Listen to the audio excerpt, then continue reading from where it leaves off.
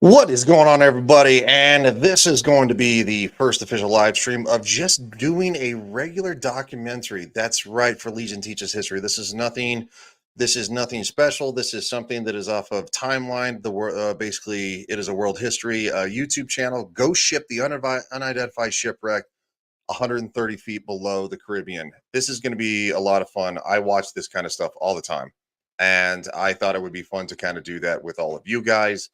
So without any further delay, I just say let's hop into it. I don't think I need an overlay for this one because it's on YouTube. So. Saba Bank, a wild section of the Caribbean, notorious for rough seas, rich marine life, and drug smuggling. They smuggle drugs, they smuggle people, everything. Saba's authorities have made a rare discovery, a mysterious modern shipwreck. No one knows its name or how it got there. Like they say, ships don't often give up their secrets easily, and this one's not. Father and son divers and explorers Mike and Warren Fletcher have come to the remote island of Saba to battle the wild ocean. Holy that was insane.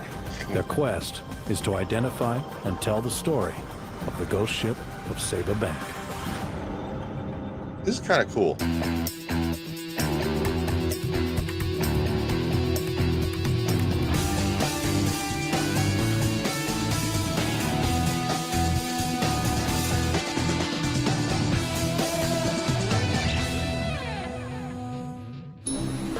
Dive Detectives. I don't think I've ever heard of this show. I'm gonna monitor it, obviously up here with my third monitor, make sure we don't get taken down. But I don't think we should. We should be okay. The volcanic island of Saba was settled by the Dutch nearly 400 years ago and was infamous as a refuge for pirates. Since then, its steep cliff faces and rocky coast have kept the tourists away. Offshore lies Saba Bank, a 2,000 square kilometer marine paradise, a great incubator of sea life in the Caribbean, and home to a ghost ship. The Dutch Navy accidentally discovered her May 12, 2006, during a mapping survey of the ocean floor. Sonar scans revealed a modern steel-hulled ship, approximately 100 meters long, resting on the bottom. On average, 110 large freighters are reported lost each year at sea. But in this age of international registries, GPS tracking, and shipping logs, only 1% go unaccounted for. The discovery of a large wreck with no identification, no record of a mayday call, and no sailors reported missing is simply unheard of. It's like it. Now, it is very, very true that that ships go missing in the Caribbean all the time. Obviously, the Bermuda Triangle is a big example of that. Whether you believe in the phenomena of the Bermuda Triangle or not, something's obviously going on there, and ships just disappear. Airplanes just disappear. So it's interesting.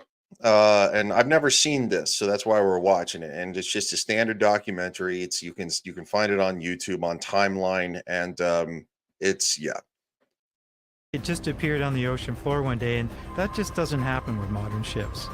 For Warren and I, the chance to solve a mystery like this is a remarkable opportunity.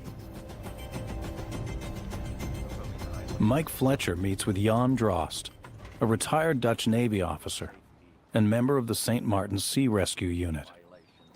And also, excuse me, the weather's changing here, so got a little bit of a scratchy throat. I'm not sick, but it kind of messes with me, almost maybe like winter allergies. So if I go off camera, it's probably because I'm sneezing or coughing. So sorry about that. He's been investigating the ghost ship for 3 years, but has discovered nothing. This is an Like right now. unusual phenomenon. A modern, fairly modern ship, a big steel boat. Big steel boat, over 300 feet. Right. Yeah. It just appears out of nowhere. Out of nowhere, ships of this size, it's nearly impossible that they disappear. They have proper communication equipment. They are Sure. not dependable anymore from one small VHF transmitter. So it doesn't happen that a ship goes down without letting anybody know. No. It's impossible. And nobody knows anything about this ship. On Seba, they know nothing about it. St. Martin knows nothing about it. I even searched in my files from the Coast Guard if there was a Mayday, if there is received anything. St. and Martin, nothing. that's, We know nothing about this ship. Nothing. And Drost has spent his career policing It's the the- waters around Saba, a hotspot for smuggling and criminal activity. One theory is the ship was Leeward involved in Islands. something illegal, which might explain why there is no record of it going missing. Well, and hearing your experience with drug trafficking, I mean, it wouldn't be unusual for a freighter this big to be involved in contraband either. no, that would not be strange. It is just outside U.S. territorial waters. It's also extremely nice that we're not having any issues right now with playing this. As you know, we've done stuff in the past from the History Channel and like Netflix, and they hit you hard. Now they might hit me after the fact, but not right now. We're still playing It's this a day. possibility. So it's a completely mystery, and I think you have something to investigate. And I would like to know the results as well. Well, we'll work Because- together on this. Whatever we find out, I'll Yeah. be sure and pass it Well, on. I would appreciate it if you keep me informed. Could the massive freighter have been smuggling drugs just outside the reach of American law enforcement? Saba's authorities and people want answers. The dive detectives hope to provide them. The starting dive point in their detectives. quest is the ship itself. They will have to conduct dangerous penetration dives, scouring the compartments for a name or registration number. Armed with those clues, they can analyze shipping logs and marine reports in order to piece together the tale of the ghost ship. We've explored lots of shipwrecks around the world, but this is going to be a difficult dive. Just getting to the wreck is a challenge. The condition on Saba Bank can be really choppy, and the weather can change in an So I just looked these guys up, the dive detectives. It is not an actually like an on publication, a television show. So these guys this is kind of cool. This seems to be kind of like all YouTube based, and so I'm definitely gonna put their information in the description. I did not know that beforehand, so I will update that because this is a good documentary. It's well shot. instant. Using the coordinates from the Dutch Navy, the team make the 42-kilometer trek through rough seas to the remote section of Saba Bank where the ghost ship lies. Saba is known to divers around the world. Oh, what's up, man? How you doing? He says, I fished in the triangle from 98 to 05 and I've seen some weird shit. I believe you. I absolutely believe you. Weird shit happens there, and I don't know why. I don't know if it's paranormal. See, a lot of people think it's paranormal, or there's some like something weirdly geological or geographical is going there on there. But no, I believe you, man, because the number of shipwrecks that go lost in that area is insanity. I think there are more ships that go missing there than there are in the rest of the ocean combined. I think I read that one time in a stat. So I'll look that up, but it's wild. But few venture this far offshore. On the bank, huge waves converge from virtually every direction. Fierce squalls can appear without warning, and below the surface, it's a feeding ground for tiger and reef sharks. The many dangers Cool. have helped guard Tiger the sharks. secrets of the ghost ship. Tiger Members sharks are one of the Saba most National aggressive Marine sharks ever. Park, Greg Van Lake and Jan den Dulk know all too well the perils of diving on the bank. It's just the fact that we're so remote. We're 26 miles away from shore.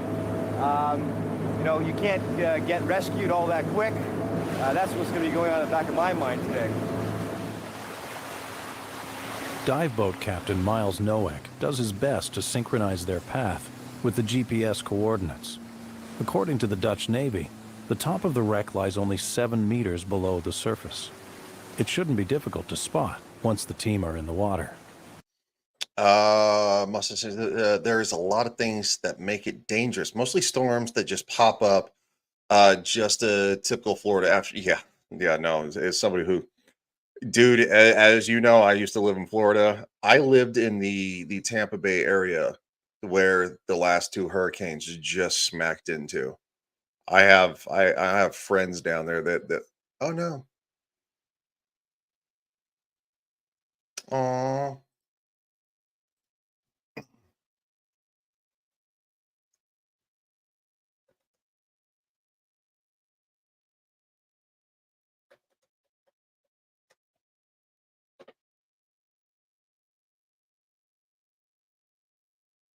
Well, so I did get hit. It took a long time. So there is actually copyright on this, and I will rectify that. And the way I will do it is I have this overlay. This is for Legion Games 2076. I'm talking to myself right now. So you guys will be back. Unless which so Legion Teaches History got hit. Um, which means Legion Talk probably got hit first. Yeah, it's a 30-second delay or something like that. You have to wait 30 seconds without the copyrighted content, and then of course they bring you back up. And so I did not think maybe this was an actual television show somewhere, and I did not know that. Come on now, come on now. No, X does not hit you. So whoa, this is a long one. They say it's 30 seconds. Maybe it's a minute. Look. Okay, so I am back. Apparently, maybe this was a show somewhere. But I have an overlay. I was prepared for this. I was testing the waters. So with that being said, yeah, Mustang says, yeah, X does not hit you, which is where Mustang is watching at, which is awesome, man. I did not know that you could actually the comments would show up here. I have not seen that yet, so that's really cool. But yes, I was talking about the fact that I lived in Tampa Bay, and it's one of those things that literally I lived where the last two hurricanes hit. I have friends down there that got hit hard. And it's one I lived where I used to live was a 1A flood evacuation zone, which means there's literally a tributary, a little channel that came off the bay, and if the water rose just enough, it would probably be at my front door, to be honest, because it kind of had a little bit of an incline. But I think that the bay pushed the water up somewhere in the neighborhood of like 6 to 8 feet in that area, and it'd have been really close, probably to my door. Maybe even I would have had some wet carpet.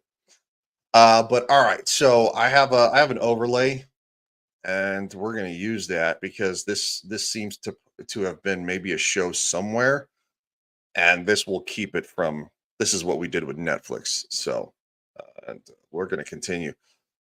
We got to watch 6 minutes though without it being taken down. 6 whole minutes. That's fat. That's a long time. It's going to be interesting, We've done a lot of this kind of stuff, and it never gets boring. I'm in my focus mode, and it's important at some point to get there. You don't want to be scared, but then you don't want to be too cocky either. Once they locate the wreck, their first task will be to secure the mooring line to the ship. This will mark the dive site and provide the Fletchers with a crucial lifeline to and from the surface. I can't see it. I think we're off position, right? The Fletchers are unable to locate the wreck. Instead, they're met by a... I feel like this would be like a Discovery show or something like that, or even maybe a History Channel kind of like documentary, just the way it flows. Because I've watched a lot of documentaries from, and over the years. Yeah, I'm kind of a nerd. It's just a lot of fun. I watch them for fun because I'm interested in this kind of stuff. But yeah, I'd have to figure out where this Shipwreck detective show is from. A school of reef sharks. Powerful hunters who have a reputation for unpredictable behavior.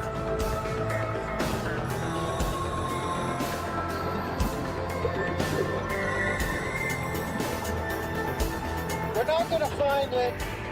We should get out of the water. The surface current and churning waves have knocked the team off target. Look out!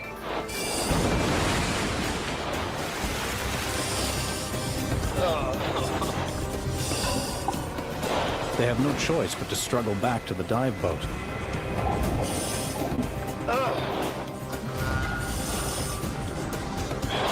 Weighed down with 2 extra large tanks and a camera, Warren is in danger of being crushed as the boat rises and falls in the swells.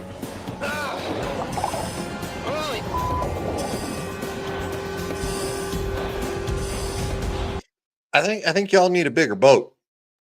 I'm gonna be honest. I think y'all need a bigger boat.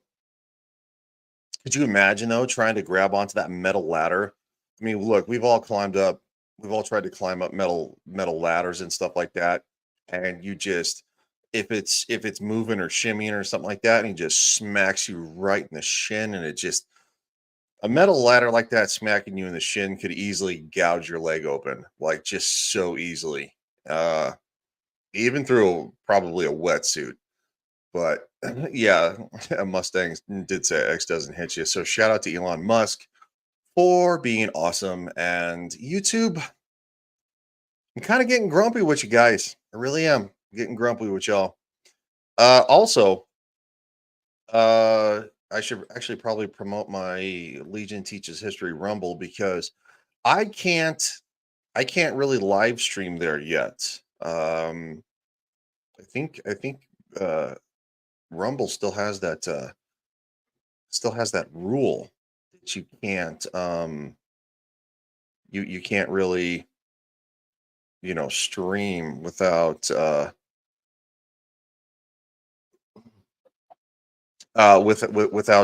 know, actually having like 5 followers, and literally a new Rumble channel. So the Mustang says check your DMs. I will. So if y'all like Rumble, go over to Rumble. Give me a follow over there because I want to start a Legion Teaches History Rumble, which I did start it. I did start it. Has one whole follower. It's me. It's my normal Rumble. So just that's funny. Let me play this and then I'll check the DMs on Twitter. There, Mustang.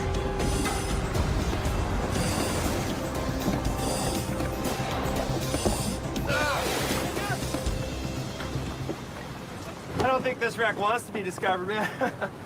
That was insane. Everybody okay? It was I'm pretty insane. whooped. Okay, The team need a better plan to get a line on the wreck. Oh, Mustang says Amazon Prime apparently has the rights and is streaming it. Thank you. That makes sense. That makes sense.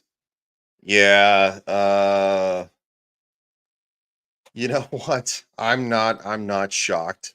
I am shocked it took Amazon 6.5 minutes to hit me. It took them 6.5 whole minutes to hit me. So, and that was without the overlay. There was none of this. It was just me and in the video. With the overlay, we could probably go for I don't know, at least 21 minutes. I kid, but no, it's all right. Yeah, thanks, man. Appreciate it. So, yeah, they're too big. Dude, don't get me started, please. Don't get me started. I was watching that, and Anna was watching that, and we were talking about it, and I fell off. I think before the last. I didn't even finish the second to last episode. I didn't finish the second to last episode. I couldn't do it. Anna finished all of it, and she had an aneurysm, and I don't blame her because she told me what happened, and I saw her notes, and I was like, "That's one of the biggest pieces I've ever seen." I actually would have rather watched Agatha All Along. No, I'm not joking. I would rather watch Agatha All Along than Rings of Power. That's how bad it was. That's how bad it is. But we're not here for that. You not seen it on the sounder? Not as of yet. Mike helps Miles locate the target with the depth sounder. The depth sounder detects sound waves reflected off the bottom. This presents the team with a profile of the wreck and allows them to lock on to its exact position. None of what we just experienced would have happened if it was a nice day on Saber Bank. You know, on a nice day, Look, that's not why I brought her up, dude. Mustang says Anna who had 52 damn Windows updates, was she able to see it at all? That's not nice. It's funny. So long story short, between all of us, Anna doesn't restart her computer. She just puts it in sleep mode. And she hasn't restarted it since 1956. And she had 52 Windows updates. And when she sees this later, she's going to be like, "Are you really? Really?" I was making fun of her last night.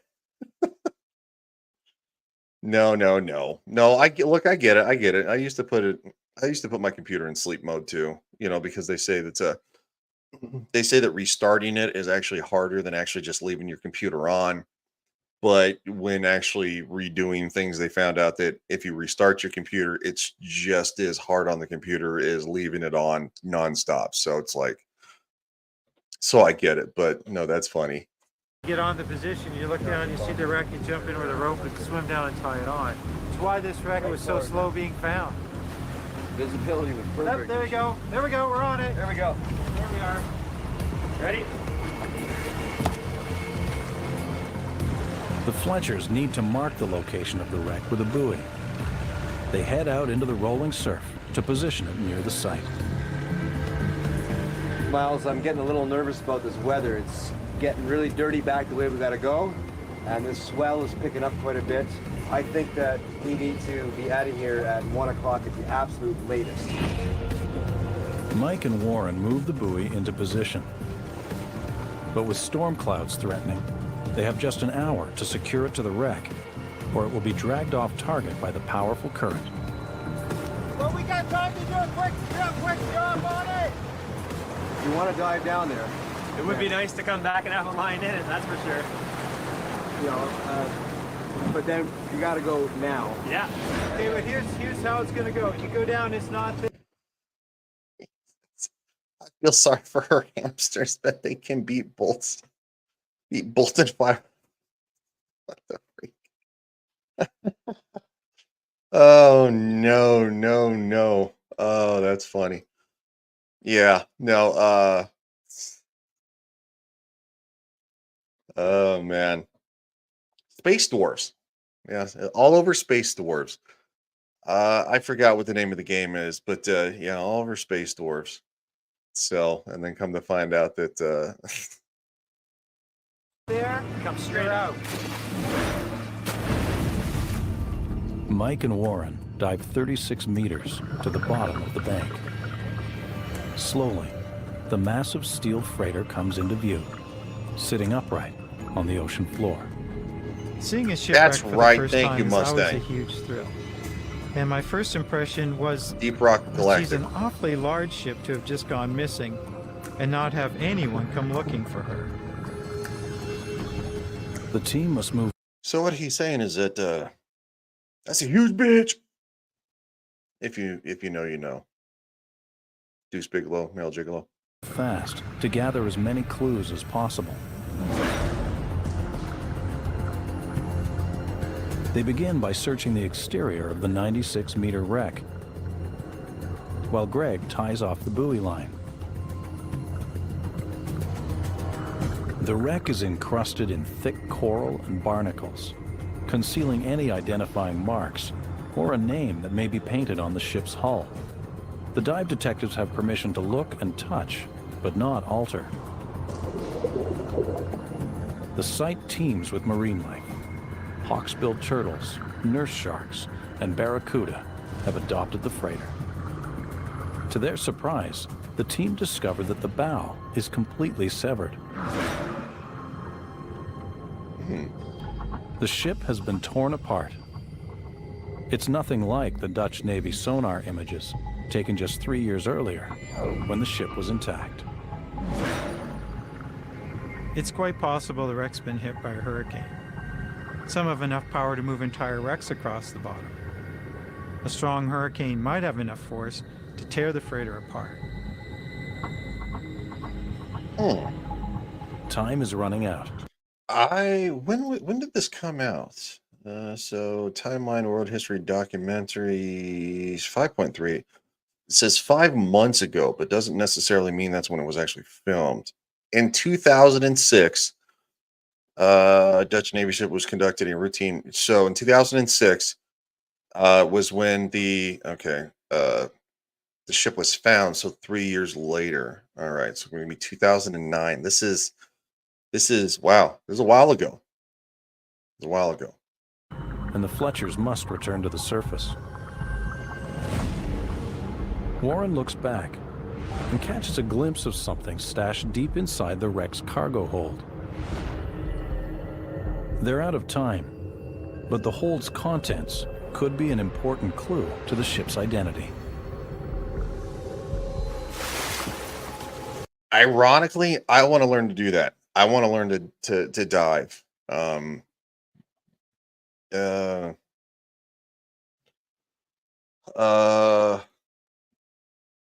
Mustang says, what hurricanes? 04 was the worst season and then quiet for a while after.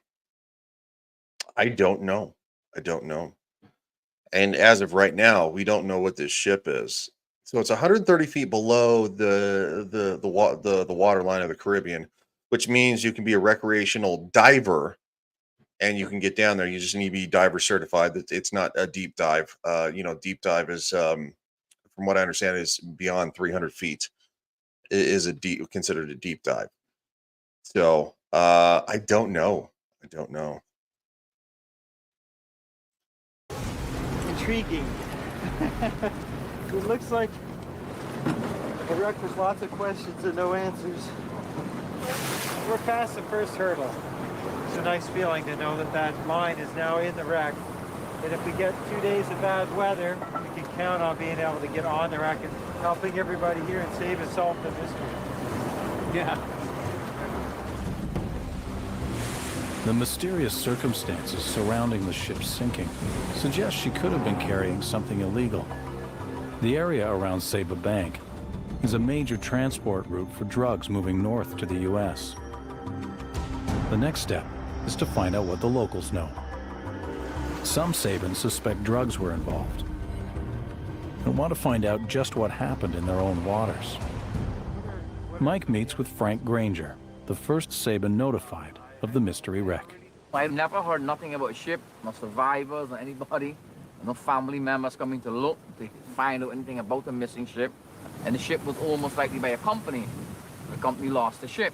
The operators of that vessel should have known where it left and where it's going, you know. Right, but none of that. No, none of that. We never heard nothing that the ship was missing on our bank. It almost smells like maybe there's a little underhanded skullduggery going on here. What do you think? Well, it could be. Well, we're going to do what we can to try and get some answers to these. Yeah, that would be great. I would like to know for myself also. Frank and many other Sabans want to know about the ghost ship, but because of the dangers surrounding smuggling, they have been cautious in their investigation. Going on. And I was thinking, well, I shouldn't maybe stick my neck out too far either. I mean, I don't want to get involved in something that maybe I shouldn't be in, you know. A lot of ships have got something on the manifest inside the ship's cargo hold or something else. That has been going on since the time ships start sailing the sea. But it is the Wild West out there. There's a lot going on that people don't want. Bank has a lot of things going on that you wouldn't know about. Smugglers right back. Pirates, modern day pirates. Well, if it's outside of U.S. waters, obviously the U.S. Coast Guard is not going to be patrolling.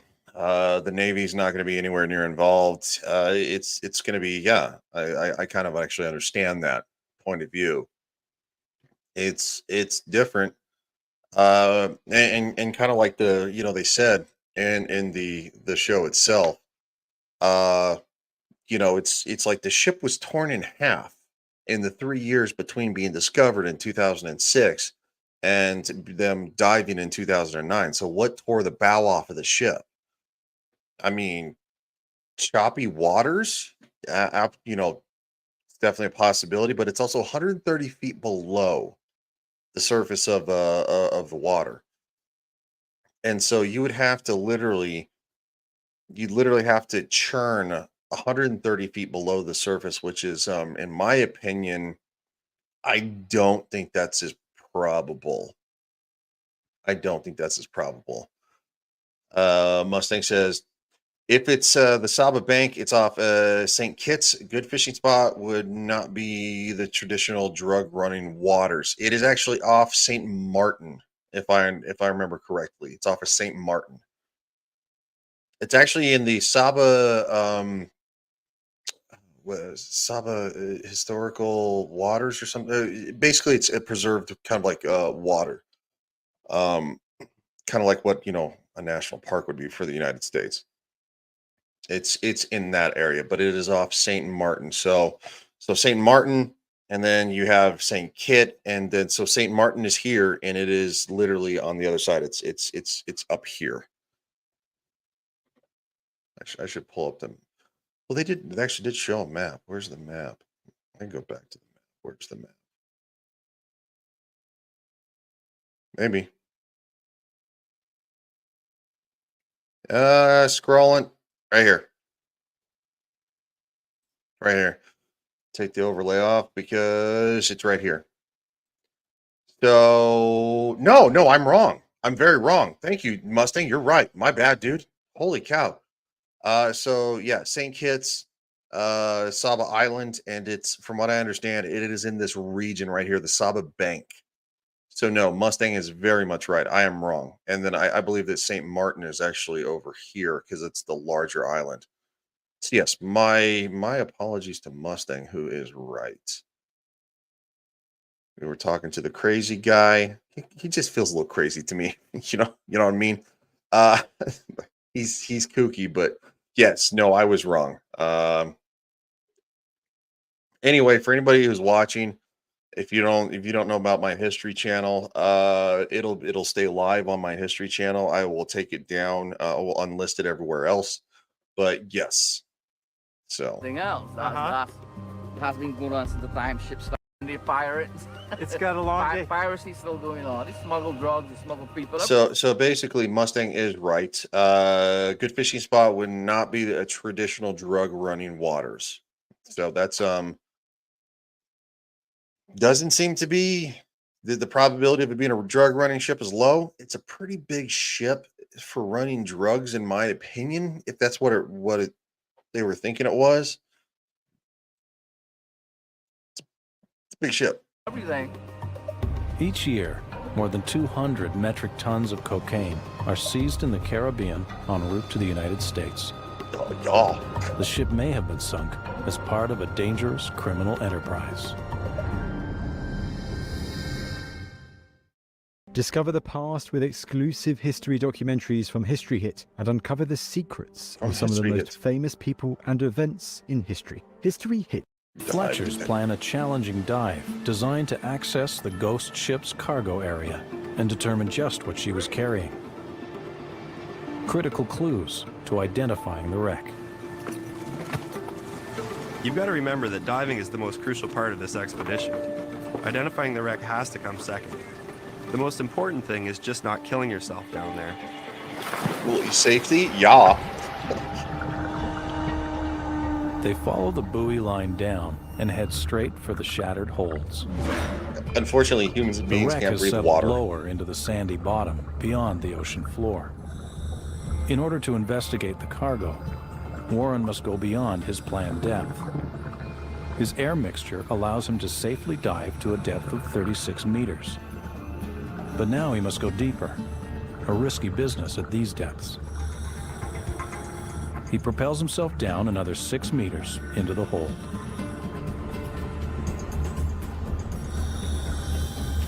Two massive and potentially unstable cranes tower dangerously.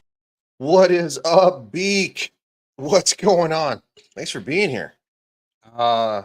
Mustang says, depending on the actual idea of the ship and era, it could be, U-boat incident, natural boating accident,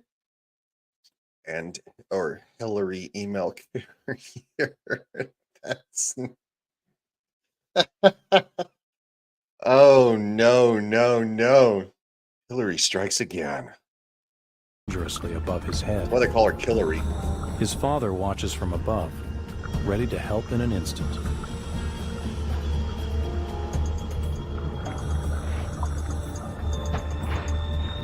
He discovers large shipping bags.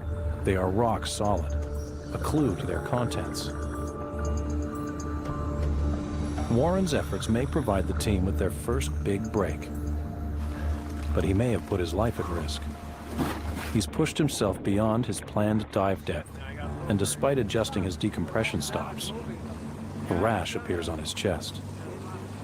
I just came out of the water and I felt a bit of an itch there, which can be normal. You know, sometimes you get a little bit of coral or dust or sand or something in there. But once I pulled my suit off, I had this red kind of marbly texture or rash on my skin. It's the first indication of what we call a skin bend. And that's the telltale sign that you might be really kind of getting close to decompression sickness. So a lot of people don't know that decompression sickness is basically something when too much nitrogen builds up in the blood of your veins, and it can actually expand if not if not eh, uh, if if not properly done. You literally need to, it's called decompression sickness, and I'm pretty sure it's nitrogen. It's been a while since so decompression sickness, also called diver's disease, the bends, a medical condition caused by dissolved gases emerging from solution as bubbles inside the body tissue and during decompression. DCS most commonly occurs during or soon after a decompression ascent from underwater diving. I did hear from, because I watch a lot of yeah, okay, so Mustang is actually confirming what I thought. Yeah, nitrogen narcosis. Yeah, so it's nitrogen builds up in the bloodstream. It's not good because the bends can kill you.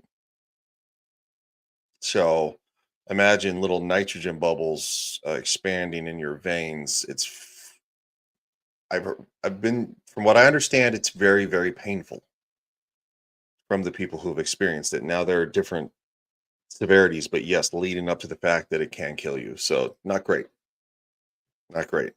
Even if this kid's math was off by just, I don't know, 10 seconds per stop, it'll add up as you slowly ascend upwards. So even diving just 130 feet below the water, human beings were not designed to go below the water. Human beings weren't designed to fly either, which is why we can't. If you go to 30,000 feet and you would open a cabin door on an airplane, that's why we have oxygen masks, because human beings can't breathe. So it happens. That's why shout out to me who wants to be a pilot, by the way. We have the oxygen.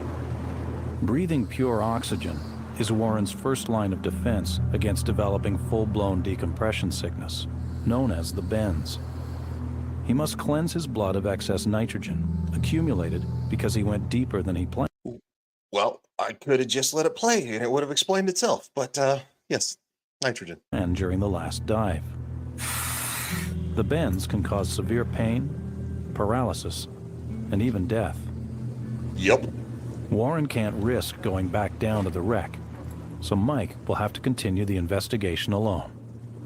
Kind of feel weird going without you, War. The last 10 years, I don't think there's been too many times we haven't been in the water together. The team have more than 7,000... His kid's sitting over there. He's like, no offense, I don't care right now. Like, yeah, it's so diving, from what I understand, is similar to logging, basically filing a flight log when you plan to fly a flight pattern. You have checkpoints along the way, because it is for your safety and the safety of everybody else to check those points. And from what I understand, diving is very similar, because you have a set depth. You don't want to go below that depth. If you go below that depth, you're running the risk of, again, this, because you're the chemical mixture, from what I understand, because you'll have nitrogen and you'll have oxygen in two tanks. They mix together for deeper dives. And if you don't plan accordingly, it can, basically kill you. So it's for your safety. Cubic meters of freighter to search, so they have no time to waste. Mike must penetrate the wreck to search for clues. But exploring an unknown vessel is a risky task without Warren. If he gets lost or injured, there will be no one inside the wreck to help him. Mike enters. Yeah, so solo dives are very dangerous. And I think one of the biggest examples of solo dives being very dangerous is the HMHS Britannic, the sister ship of the RMS Titanic. Obviously, the only sister to survive was the RMS Olympic. Now there are conspiracy theories that say that the Olympic was actually the one that was lost. The Titanic was not. That's bullshit. I know it's bullshit because, quite frankly, the Olympic was the first of the three sisters. She was the less fancy. The Titanic was more fancy, also due to a engineering design flaw. The Titanic ended up actually being roughly, I believe, about a foot and a half longer than the RMS Olympic. So the Olympic was actually 882 feet long. The Titanic, recorded at the time of being built, was 883 and a half feet long. So it was a design flaw. It was a goof, from what I understand. I've went back to try to recheck that. It's something I read years ago, and I can't find it now. So, and we also know that history scholars, they they purge records kind of like weirdo leftists do when things don't make sense to them. Like, we don't know how the pyramids were made, but Egyptologists will scream and banter and call you all sorts of names if you question the fact of how that it was a bunch of people, people dragging giant sand blocks across the desert. I'm sorry, I don't buy that. Uh, it would, as many stone blocks are in the Great Pyramid, it would take you somewhere in the neighborhood of like 500 years, and that's not what it took. Doesn't make any sense. Anyway, so yeah, the HMHS Britannic, which was sunk in the Baltic Sea. Here's the Baltic. But anyway, it is laying on its side, and the depth of water it's sitting in is actually so shallow that the bow of the ship actually hit first, while it's her big old booty, her big old sexy booty was sticking out the water, and then she just went, "Whoa," and so she's laying on her side. So if you look at the wreck, the bow is actually kind of like this. It's actually jacked up. So that anyway, that being said, the bow is kind of like severed off because the way it hit. Also, where the mine blasted it, it was a U-boat mine. Anyway, but yeah, that's like John Chatterton. He's a very famous diver, deep water diver. John Chatterton has done it many times, and he's actually one of the ones who's actually gone inside of the boiler gantryways, the crewman passageways, and taken famous photos. It's extremely dangerous to go inside a shipwreck. Sorry, Mustang, my bad, dude. You said something. Mustang, there's a lot to take into account when diving. I would need to pull out my calculator to be sure what his times would be at that depth. Plus, you have to factor in how many he has done that day prior. That's very true. Yes, very much. I deep water terrifies me. It's one of the reasons I want to learn to dive. I want to learn to dive because when you see these deep waters that they dive into, it can be perfect day out, but after you get to a certain point, the light, it fades, and all you have is the flashlights that are on you, and they're very not illuminating. Man, you don't have to read all my no, man, it's all good. We interacted with the chat, like, and on top of that too, you're adding valuable information. Like, I don't know everything, you know. So, and trust me, I'm kind of a dumbass. Kind of a dumbass. Pilot house, near the highest point in the wreck. The control center for the ship.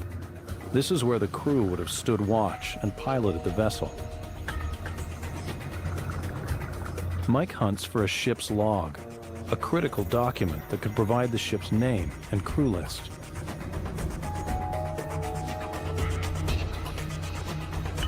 One wrong move in these tight spaces, and this maze of debris could trap him. Yep. It's kind of a weird, tumultuous feeling. I don't know how to describe it. I love seeing what's going on. So salt water, obviously, salt water degrades metal, even steel. It basically turns it brittle. It's like rust on speed.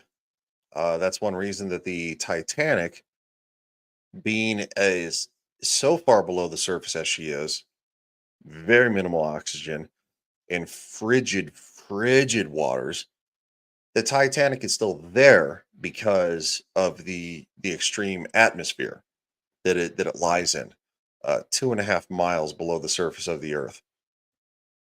But the thing is, though, is the Titanic is infested with which are called rusticles.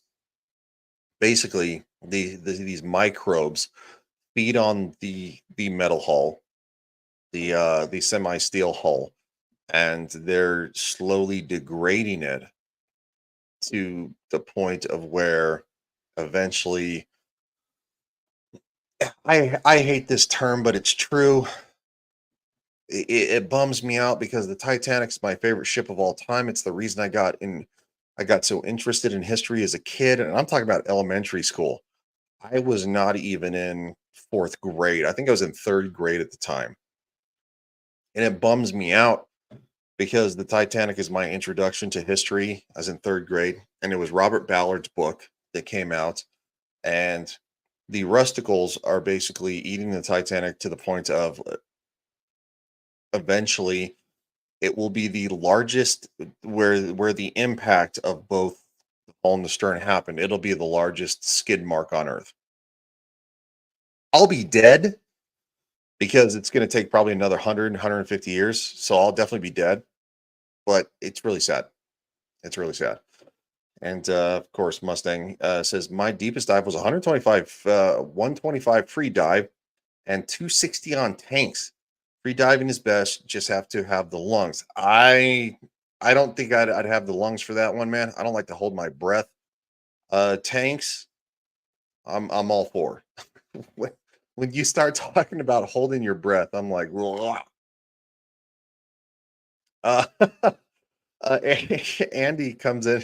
He says, Andy Pickle, I come in on, I'll be dead. Yeah, when the Titanic finally is considered the largest skid mark on Earth, because of the impact, and the rusticles have finally eaten her away. I will be dead. It's going to take somewhere in the neighborhood of about 150 years, roughly.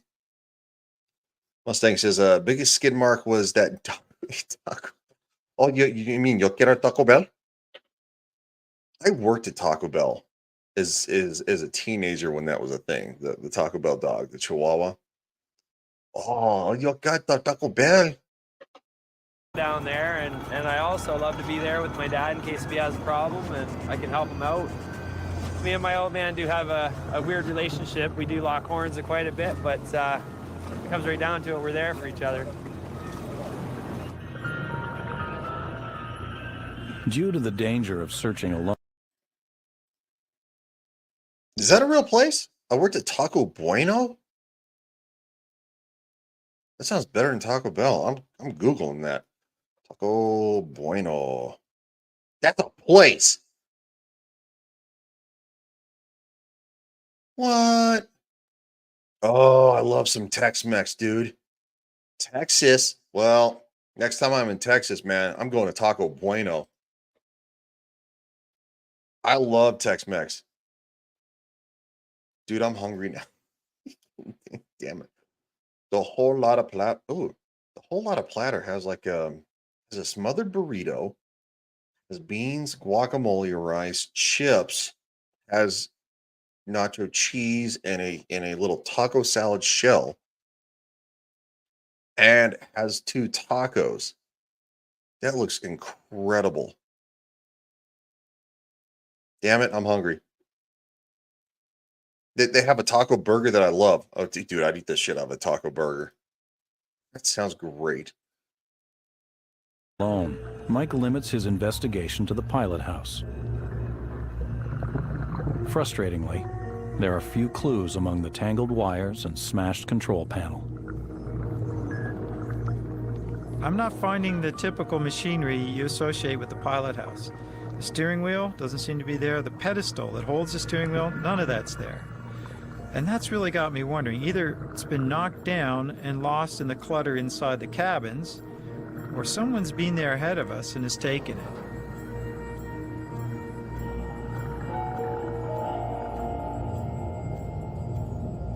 Mike finds nothing useful in the ruins of the pilot house, and going deeper into the ship might increase his own risk of contracting the bends. Yup. Topside, the oxygen has worked, and Warren's skin bends have disappeared. But the day is cut short. It's too soon for Warren to dive again.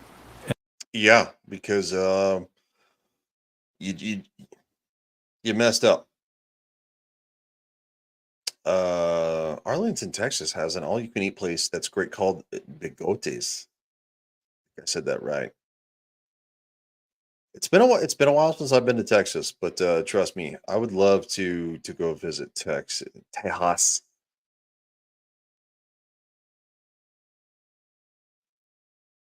Mustang was sharing a few photos on Twitter.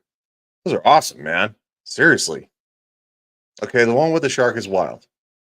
The one with you below the shark is fucking wild. Okay, I'm on that train, dude. I love me some Del Taco. It's not. I love me some Del Taco. It's really good. Get them loaded fries. Yeah, it's good stuff. Oh, we have a place down here. It's in Delta. It's called Taco Time. It is one of the best. So look, Taco Bell is standard, like just if you need a taco, it's great. You're having fun, and that's it. I would say that Taco Time. I would put Del Taco above Taco Bell.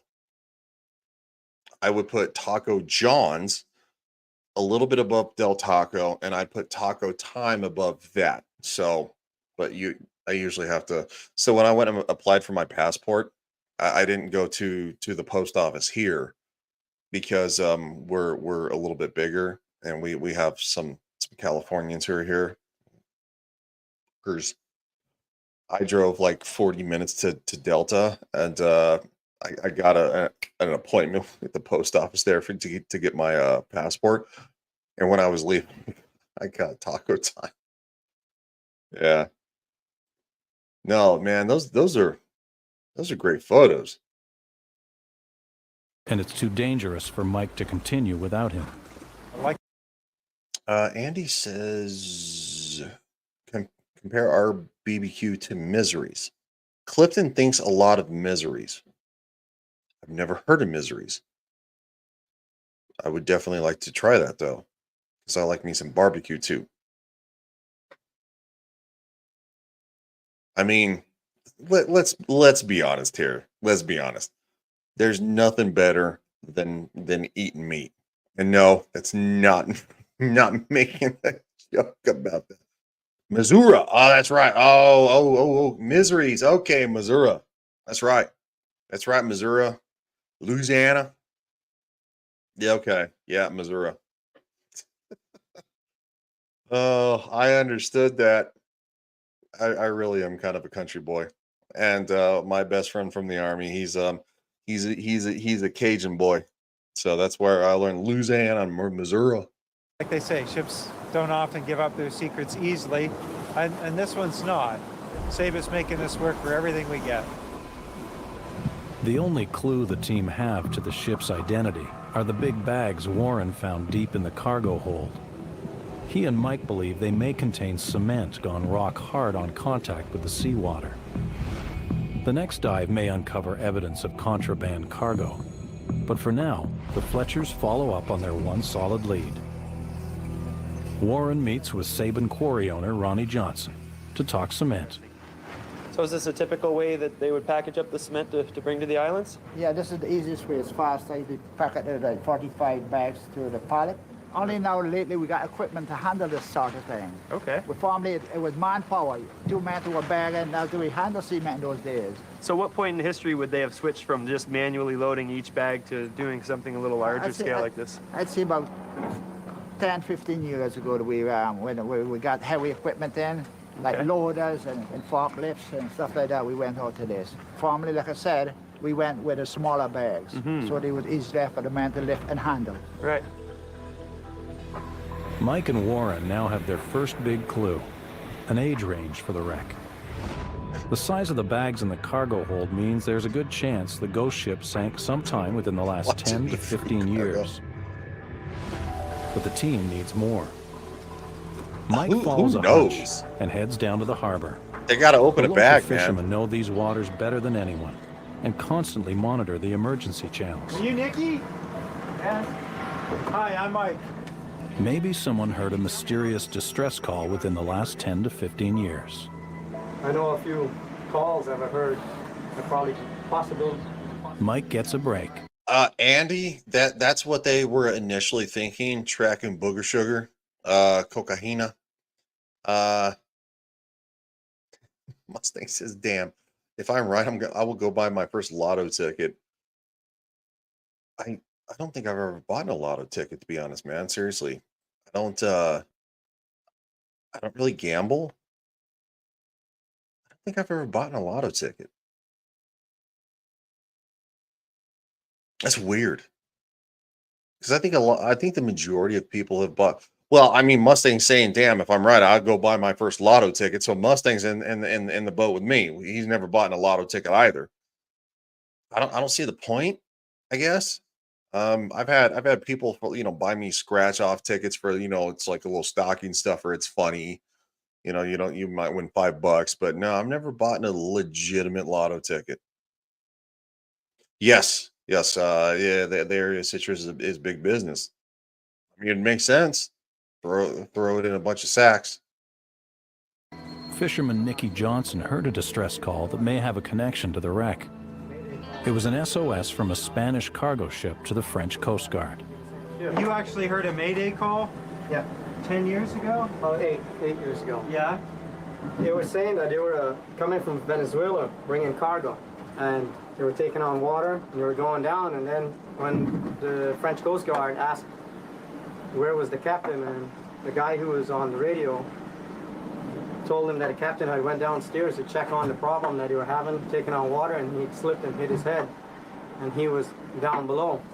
And a few minutes later he called and he said the boat was going to get ready to go down. They were going to put the life raft in the water and get into it. And then after that, there was no more radio communication. I was hoping to see something in the newspaper that he had found the guys, but nothing ever came up. It went quiet, real quiet. See, whenever I hear about a ship like this, immediately I think of insurance fraud, but nobody in their right mind is going to sink a ship 120 feet when he can sink it in several thousand feet. Yeah. If you're going to do a fraud, you don't want the evidence to be found. Correct. So that's why, to me, it doesn't make any sense. The only other thing that makes sense to me is that there was somebody carrying some contraband. They got in. Also, that area has some of the choppiest waters on the planet. For being part of the ocean.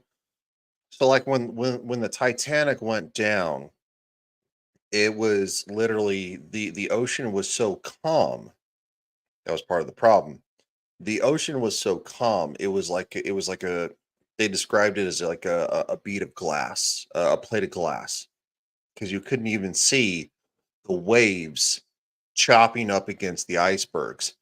So it was so flat that, quite frankly, because seeing that little bit of it's going to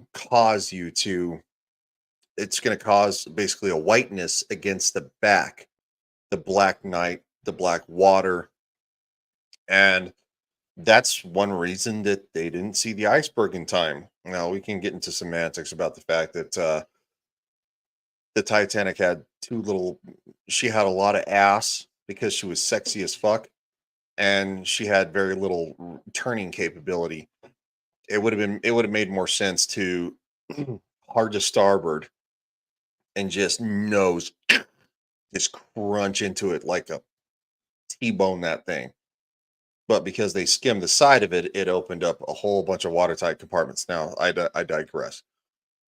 The Caribbean has extremely choppy waters, very choppy waters. So if their boat went down and they went into basically into the lifeboat, life raft, whatever you want to call it, life raft is easier because obviously they're more durable than an actual wooden boat. But the thing is, though, is that the waves would be so choppy that it would be very easy to be upended and flip, and you're going to lose guys easily that way because there's just going to be bombarded from the waves, just bombarded. Imagine going to California or Florida and just getting too far out into the surf, and you just have the waves just crashing over you. It's just a constant. Eventually, you get caught in, you get caught underwater. So, Mustang says it's outside the triangle. That's true.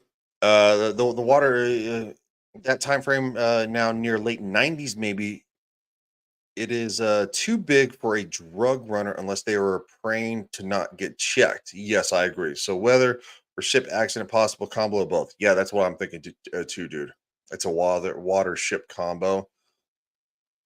Ship accident combo. Maybe the ship was not as seaworthy as they thought. Maybe and it was a storm.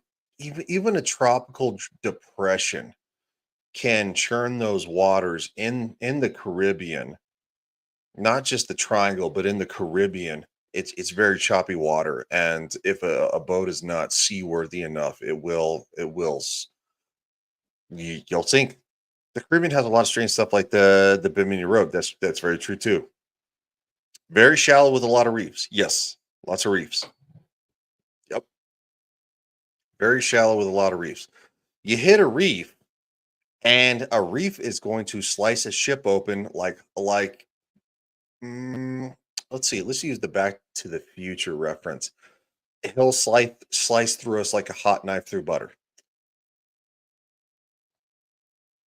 So, pretty sure that's what Doc Brown said when talking about the DeLorean landed on top of what a 54 Ford. Yeah, no, it's not the same thing. So Into trouble, it sank, and they all ran away, and they're hoping like heck nobody's ever going to put somebody's identity to that wreck. I think so. I think it's something like that. I've heard a lot of boats go down, but no one ever finds them. Nicky shared his Mayday story to help the team with their investigation. Now he asks a favor in return. He's an 18th generation Sabin fisherman, but his way of life is under threat. A massive oil depot on the neighboring island of St. Eustatius draws hundreds of oil tankers from all over the world. Damn, that's a big ship. Wow. Many of these ships drop their enormous anchors and chains, often causing irreparable damage to the bank. And you can see the damage the anchor chain does just rubbing on the ship itself. Those big scrapes. Yeah. Ships' anchors threaten huge tracts of marine life, and with it, the livelihood of fishermen like Nicky. Destroying everything on the bottom that took years to grow. The tankers are very destructive to me and the Sable Bank. When I listen to Nicky's story, I care for guys like Nicky. I hope guys like him, honest guys who are just trying to make an honest living, will have a future. The Fletchers dive to investigate the damage the massive anchors are inflicting on the bank's sea life. The massive. Now, this is a documentary from, okay, so it probably came out in 2010 because it was filmed in 2009. So we're not really dealing with that whole climate change kind of stuff or, environmentalism as much. Human beings do have an impact on the environment. That's true. Andy said real quick, like how I described cabbage like a laser beam. Jesus. Oh, hopefully it's not boiled cabbage. Yeah, so this is not something that's more modern. There's not necessarily a political agenda behind it, but it is true that giant ships have a yes, reefs can definitely recover. I also heard on Joe Rogan though that like something that in the neighborhood of we have harvested 99% of the fish out of the ocean. And I'm like, I hope that's not true. I don't think that's verified, but yeah, Mustang says bullshit. Hope you're right, dude. I really hope you're right. I think it's kind of bullshit too. I think it's kind of bullshit too, but there's a lot of fish in the ocean, man. A lot of fish in the ocean. Chain measures approximately 300 meters in length and weighs over 30 tons. It cuts a wide swath across the ocean floor. Mike examines a delicate yellow barrel sponge.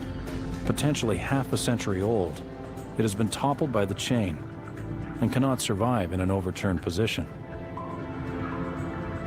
They see firsthand the scars left behind as the anchor dragged across the ocean floor for 100 meters, destroying everything in its path before tearing into the seabed. Seeing the anchor scars, I now understand how a Saban way of life and an essential part of their identity is in jeopardy. Without protection, the beauty and diversity of Saba Bank will continue to be at risk. Early the next day, Mike and Warren get ready for the most challenging dive of all. They've searched the exterior of the wreck and explored the pilot house and cargo holds, but they still don't have enough evidence to identify the ship. Now, they penetrate the hatches and go deeper than ever into the wreck, searching the crew's quarters for personal effects, anything that might give them a name. They tread carefully through the smashed hallways and tight cabins, knowing that human remains may lie around the next corner. They traverse stairways and move through rooms, searching for ID tags, wallets, anything left behind by the crew that could tell them who sailed this ship and where it was headed.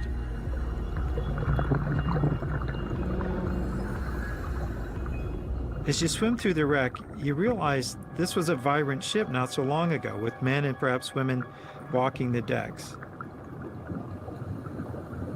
I don't think they're there now. There's no solid evidence of something tangible that would help us identify an individual. Were they lost to the sea? Did they go down with the ship? We just don't know.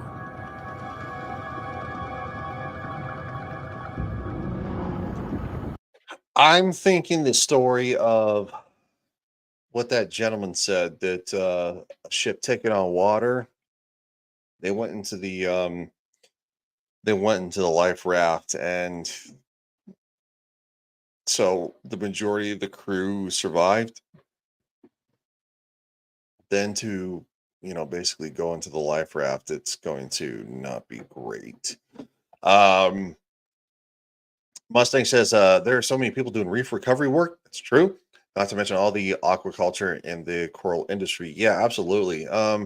As human beings, as we destroy stuff, we learn how to basically recuperate or recover things and make up for some of the damage we've done in the past. I'm not a tree hugger, but I damn sure appreciate this planet, and it's a planet I really like. And I think all of us understand that we want the Earth to be around for, well, it's going to be around longer than we will. I'll say that, but we want to the human species to do better and thrive and stuff like that, and all the other species on this planet. Let's use words like penetrate and moist to draw the female demographic. Candy. Well, yeah, penetrate. Yeah, penetrate. Starting to think that they know, but it would not Be very dramatic to say it. Sportsmen and hobbyists are the greatest steward. Yes, yes, they are. That's very true. A lot of people don't realize that firearms and ammunition sales in the United States, there was a bill passed. There was a bill passed that says that a that a percentage of, I believe it's 10%. It's at least 10% goes to wildlife conservation. So basically, hunters getting licenses. 15%. Thank you, sir. Thank you. 15% goes to wildlife conservation because people who hunt, they want to preserve the wildlife because it's a relationship. If you've ever been hunting, you you kill that animal, yes, which can be kind of sad your first time doing it, or even sad every time you do it. But the thing is, though, is that you appreciate that animal because that animal is giving you something that you don't have. So you take that animal, you take everything you can from it to feed yourself, feed your family, maybe feed others, and you do it again every single time because, quite frankly, if that deer or that elk does not exist, you don't get to eat that. So you don't want the deer and the elk to go away. Also, a lot of people don't understand the fact that that like a deer or an elk, they have a shelf life. They do. Um, they it's about maximum 15 years tops because, quite frankly, as they grow old, their teeth degrade the way they eat. And so eventually they'll get to the point where if a hunter or a wolf or a bear or something like that hasn't taken them down to complete literally the circle of life, the animal will starve to death. That's a real thing. People don't understand that. It'll starve to death. So yes, deer and elk start their shelf life roughly around probably 10 to 12 years. You might get 15 years tops. Tops. So yes, the Great Barrier Reef was shrinking, but after record growth is larger than ever now. It's awesome. You know why? Because people talk about it. And that's not like, oh, let's hug all the trees. Like going, oh, don't ever cut down trees. I understand that we need to cut down some trees, but recycling is a thing, and we're doing that, and that's great. I have no problem with that. I have no problem. Also, hemp paper. Can we get down with a little bit of hemp? So, Mustang, all waterfowl hunters must have a federal duck stamp, which pays for our national wildlife refuges. That's true. Yes. No, our government does things that are really great in a lot of ways. Maybe not recently, but they get a CWD chronic. Yes, yes, they do. Still like rabbits. If you get an unchecked population of rabbits, just wild rabbits, they will get a chronic wasting disease where they look like zombie rabbits. Their eyes will decay. They'll lose the eye, like they look like they have mange. It's bad, dudes. It's bad. So no, it's not great. Those muleys in Colorado are murder on fruit trees and no hunting. Yeah, I don't want to talk about. Voting concert. So speaking of Colorado, where I live, again, where I grew up, voting for animal rights is horse shit. It's fucking horse shit. These people who live in giant cities who rarely see the animals, who have no idea about the animals, they're like going, "Oh, they're so cute. Let's not kill them. What are we doing?" Well, if you don't kill them and they don't have a natural predator, then they become overpopulated. They eat all the food and they start starving to death. And if they don't starve to death, they start getting massive diseases because there's an overpopulation. So there is a balance. It's one thing that Disney got right. It's called the circle of life. Guess what? I will not be on this planet forever. And the day that I die, I'll become food for the ground I'm buried in or whatever. And then again, there will be animals who will eat that. And quite frankly, maybe I might do the whole ashes thing or something like that. Or I don't know. I'll figure it out. But it's like, people who die, they plant a tree because it's like there's a it literally comes full circle. Yes, all God's animals look beautiful, especially next to mashed potatoes. Yeah, they do. Oh, I want some chicken fried steak and some mashed potatoes with the country gravy right now. I'm so bummed out because on Sundays when my dad and couple of people that of course that were like in our neighborhood who were like the dads of people that I know and stuff like that. Uh, Man, they got together and they had like corn on the cob and they had like all this stuff. And I was like, hmm. I used to hate corn on the cob. Now I love it. It's delicious. Meat is delicious.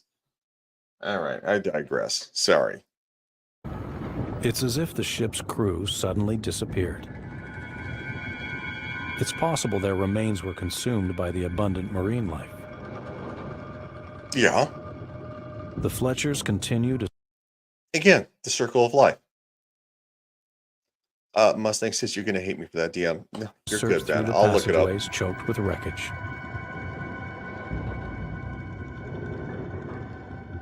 Warren makes a discovery that could be a clue to the missing crew. He's found a flag tangled within the stairway. Oh, it's definitely a clue, Warren. Oh, yeah. Why the freak would I hate you for that, DM? Dude, that looks delicious. Literally goose and mashed potatoes. Oh, that looks delicious. Hold on. I can share this. I can share it. Hold on. Oh, well, there's an overlay over my face. Like, just for the record, people, eating meat is good. Eating meat is good.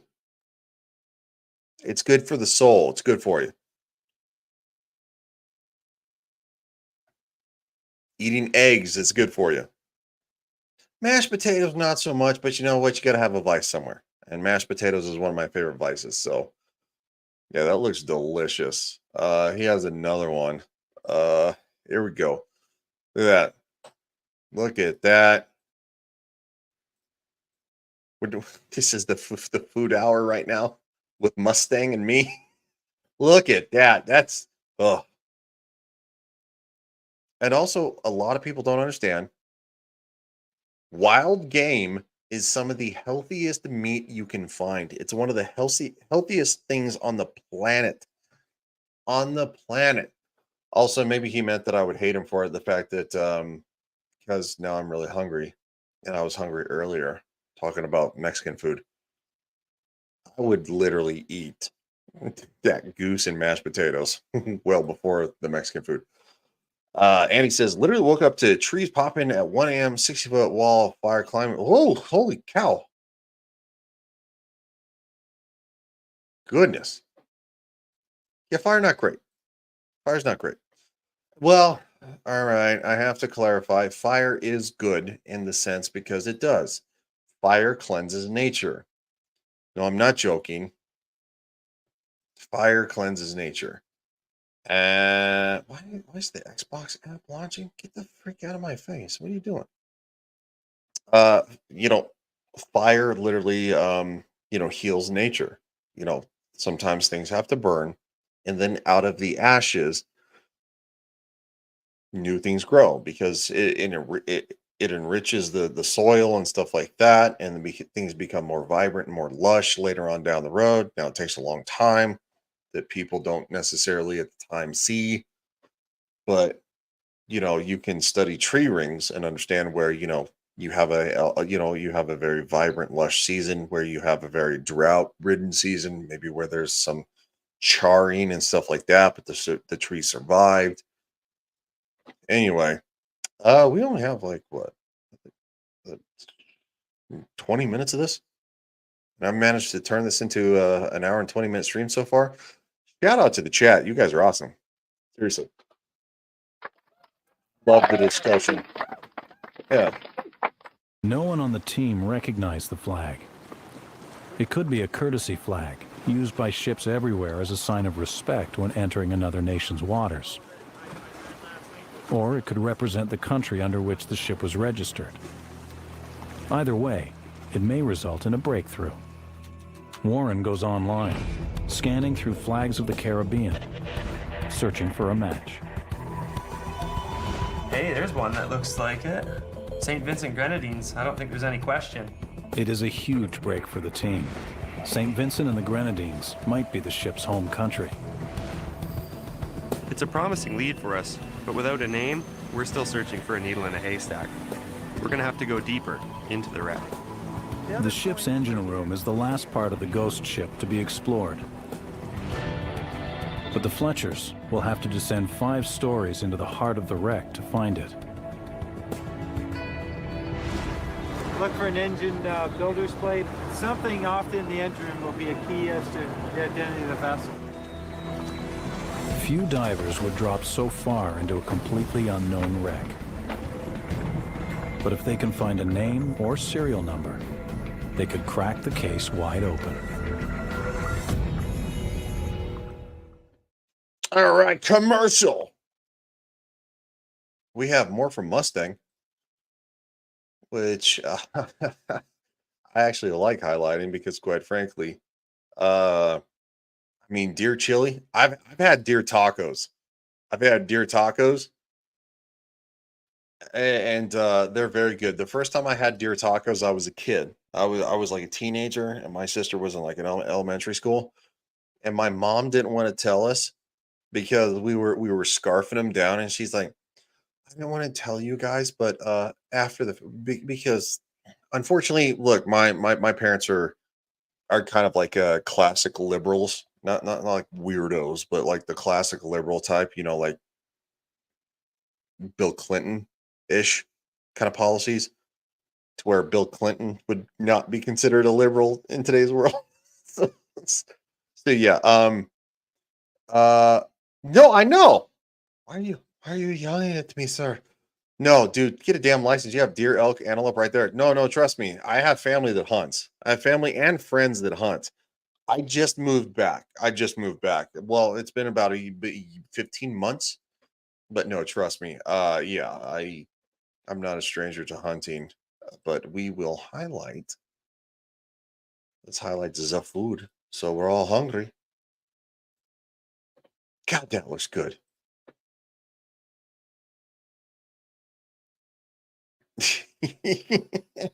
No.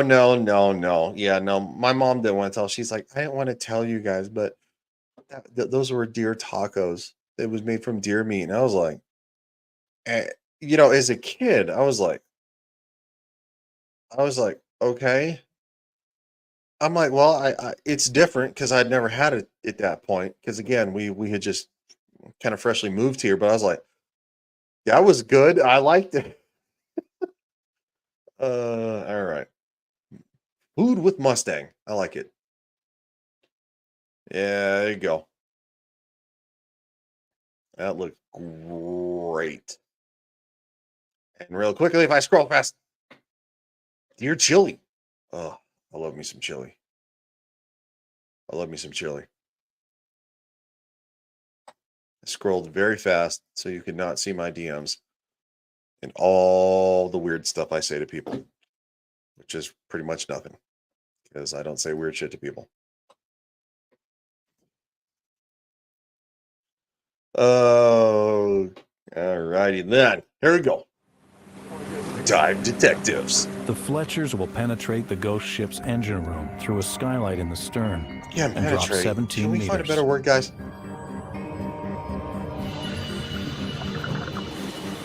Working that deep in the ship with no communication to the surface. Oh, it's very deep. You guys got me started. That's not right. I did miss Andy's comment here. As Uncle Ted Nugent said, if you want to kill the most number of animals, be a vegan. A hunter uses one arrow, kills one deer. A farmer plows every inch of the land. What isn't killed gets, yeah. And this is especially not for like typical standard farmers, but like massive agricultural monocrop farming, massive monocrop farming. It kills everything. Everything. So yeah, a hunter uses one arrow, one bullet, maybe two if you goofed up. But if you're good at hunting, the animal won't tell you're coming. And quite frankly, if you're there's a place on the animal, and it's not the head, where you place the perfect shot to where you hit the heart, and the animal dies like that. The animal dies like that. They just go to sleep. They don't feel anything. It's like if somebody severed the arteries to your heart, you would collapse within 10 seconds, and it wouldn't hurt anymore. You would just go to sleep, because quite frankly, your body is losing so much blood that your brain would go to sleep, and that's where the majority of your consciousness is. So look up Texas Chili Cook-Off plan offs and plan your next trip, Ryan. Turn Lincoln, Texas is known for the biggest. All right, man. Texas is not that far away. It's not that far away. It's an easy drive. So yeah, man. I got it. I obviously have a big trip coming up to the UK in a couple of months, but yeah, let me know, dude. I hunt with a 338. I hit his tail, and he goes to yeah. No, my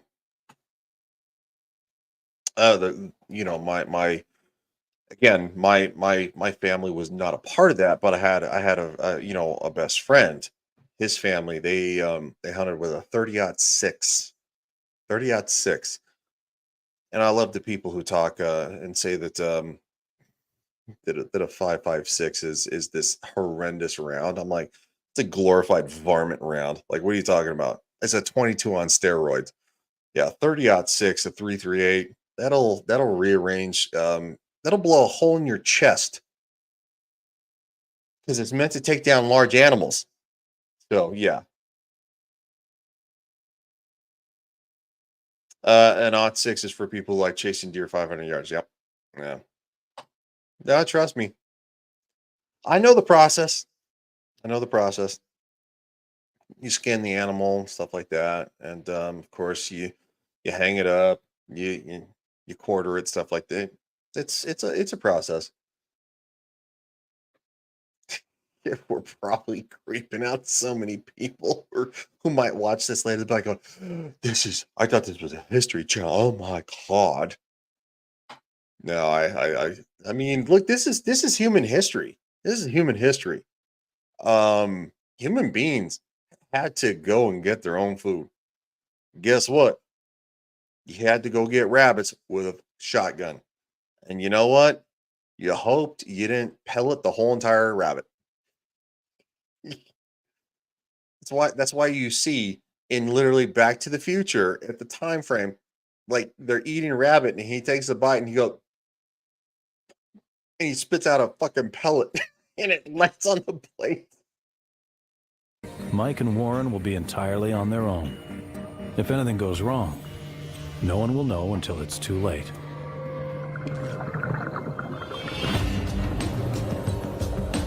They have no blueprints or ship's plans to guide them, only each other.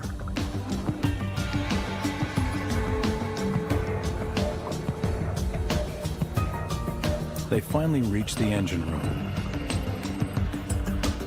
A maze of narrow stairwells littered with smashed machinery, electrical cables, and broken pipes.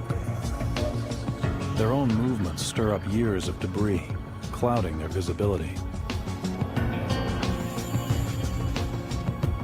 They work as fast as they can to allow enough time and air to retrace their steps in case they get lost in the wreckage. With time running out, Warren investigates one final corner of the engine room.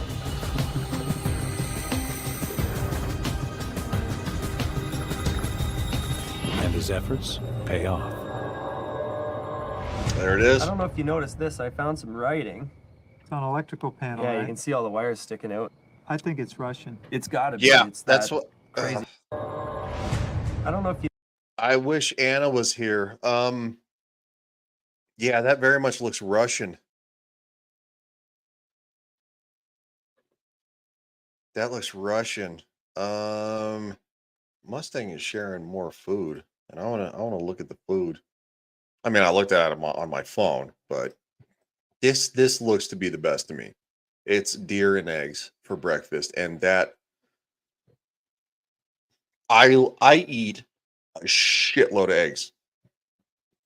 Like seriously. I've bought 60 eggs at a time, and they lasted a week and a half. That's not a joke. I'm not joking. Good sweet Moses, look at this. No, my uncle goes hunting all the time. My dad would never go. It's not my dad's thing, which is fine. Again, kind of like classic liberal. But my uncle goes hunting. I would go hunting. Look at that. Oh, that's so good. You put some little bit of hot sauce on that, little hot salsa, maybe a little ghost pepper. Pace Picante's got a ghost pepper salsa. I like a little spice in my life. Dude, I would munch. Oh, I'd munch. All right. So let's get back to the chat. 45 eggs last week. Last 1 week. Yeah, so you'd probably be in the same boat as me, dude. Yeah, roughly the same boat. 45 eggs last 1 week. Could be Ruski supplied through Cuba. Yeah. I definitely think it's Ruski.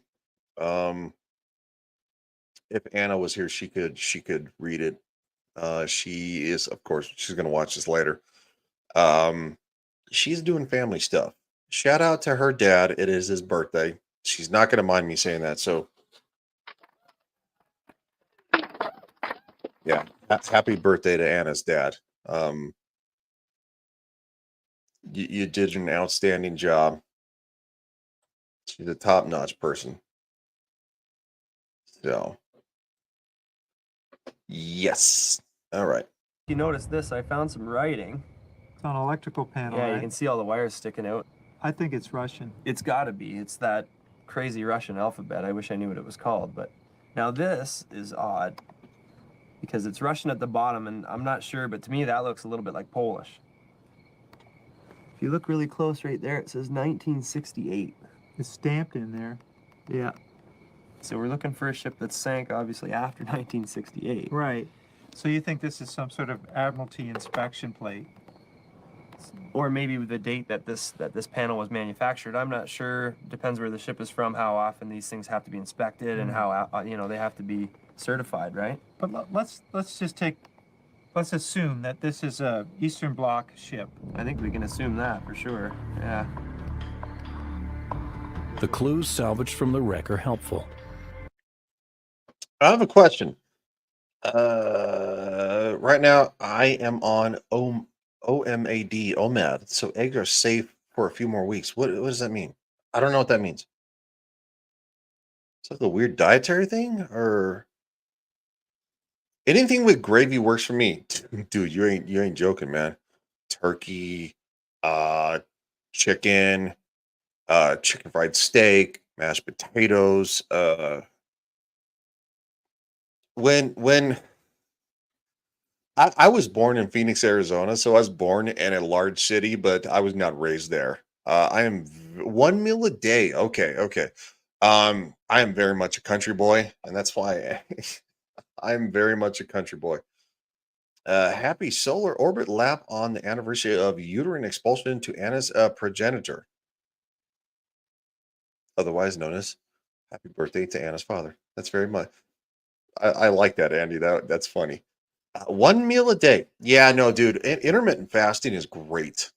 Intermittent fasting is great. I I do intermittent fasting while I'm actually at work because it just it was a rough transition. It's a rough transition. And but the thing is though is that, like, when you're active and you're moving, it's not that bad. And so basically what I'll do is have like a protein shake while I'm at work, whether it be 9, 10 hours. And then when I get home, that's when I eat. And I love me some eggs. I love me some eggs. I love me some meat. It's good stuff. It's good for the soul. The ship was probably built in the 1960s, somewhere in Eastern Europe. All right, I got a bad leg. My knee would hurt way too much for that. It's doing one meal a day and run 4 miles. That is hell, but really good for you. Yes, it really is. Andy says we eat too much. Yes, we do. Imagine how much food hunter gatherers. Not even close. Not even close. That's probably where we get the 1,500 calories a day minimum, is because that's what people at the time were doing. You go to McDonald's and one meal and you just destroy that. I have a not food calculator. It's an app on my phone. Hold on. It's an app on my phone. It is called Yuka. It is called Yuka. Let me pull this up. So Yuka. I heard this on Joe Rogan. It is called Yuka. You scan the barcodes of all the foods you eat. For those who unfortunately eat a lot unhealthier, scan the barcodes of all the foods you eat. It tells you everything in it that is poisonous for you, even the additives, the dyes, the food coloring, all that kind of crap that we put in our food that they don't do around the rest of the world. Scan that and eat accordingly. Eat accordingly. Yeah. And may have sunk within the last 10 to 15 years. But the Fletchers still need a name to piece together the story of the ghost ship. They believe their only option is to remove a section of coral and barnacle growth from the stern, in the hopes that the ship's name is still visible below. Mike finds Jan den Dulk, manager of Saba's National Marine Park, at work on one of the island's nature trails and seeks permission for the operation. And as the manager of that area, do you have a problem with us getting a little aggressive when it comes to trying to uncover the name that's covered under a bit of marine growth? I think, since the word got around this island, of course, there's lots of stories and people are vaguely remembering things they've heard. Right. So there's a lot of mystery about the wreck, and I think the people in this island would, like to have that solved. Permission granted. The Fletchers prepare for their final dive. The people of Saba are looking to them for answers. And now, the entire investigation hinges on what Mike and Warren can uncover beneath years of sediment and growth. It's hard work, and any paint still on the ship could easily come off with the coral. We've done jobs like this before on commercial ships, often using water jets. But the hammers are actually better because we can control the amount of force needed to just remove the growth and still trying to protect any writing that might be underneath.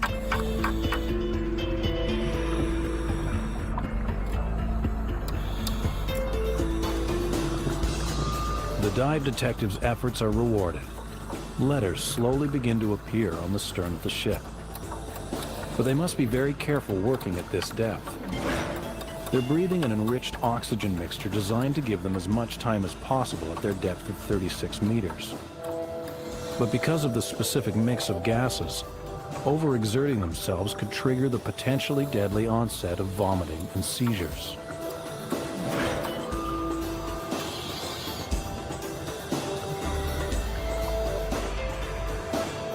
A name emerges. It could be the clue they need to unravel how this massive freighter ended up on the bottom. Awesome. It always seems to work this way. You have a lot of bad luck, things aren't going your way. And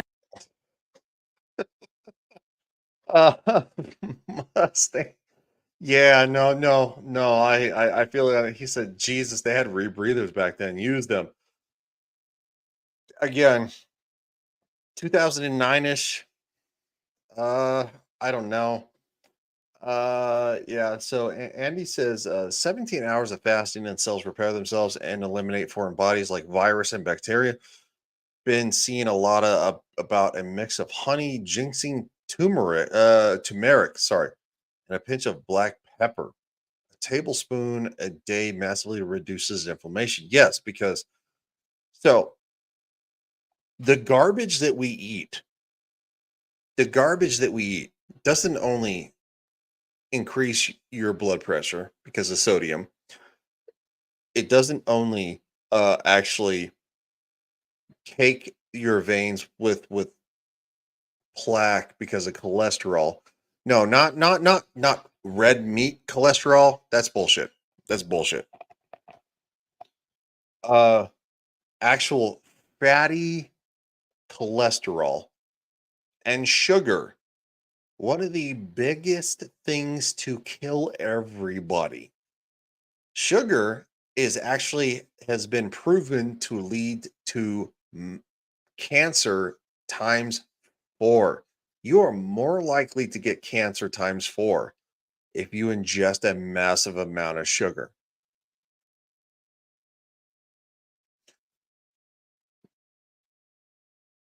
So just yeah.